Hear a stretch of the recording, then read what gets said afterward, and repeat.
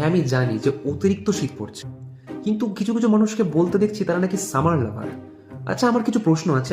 যখন বাসে বা ট্রেনে যখন যাওয়া আসা করেন, ওই যে পাবলিক ট্রান্সপোর্টের সময় যে পুরো ভিড়ে ঠাসা বাসের মধ্যে একটা চ্যাটচ্যাটে সবার ঘামের মধ্যে আপনি ঠেসে দাঁড়িয়ে আছেন, পাশের জনের বগলের গন্ধ আপনার নাকের কাছে, বা রাস্তা থেকে উঠে আসা যে হিট ওয়েভটা আপনার মুখে এসে লাগছে, এই যে পুরো ব্যাপারটা খুব ভালো লাগে, খুব।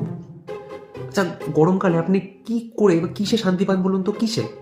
কোনো কিছুতে শান্তি আছে? মানে কোনো কিছুতেই শান্তি নেই, ওইটাতেও শান্তি নেই। আমি কি বলছি আপনি বুঝতে পারছেন?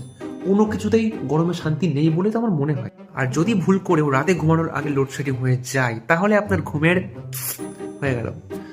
এই জন্য আমার গরমকাল একদম ভালো লাগে না।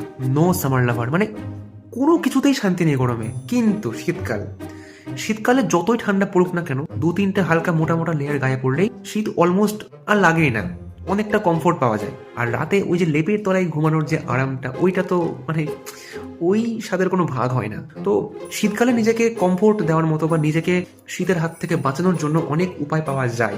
গরমকালে সবার কাছে তো এসি নেই, সেই জন্য বলছি I am no summer lover.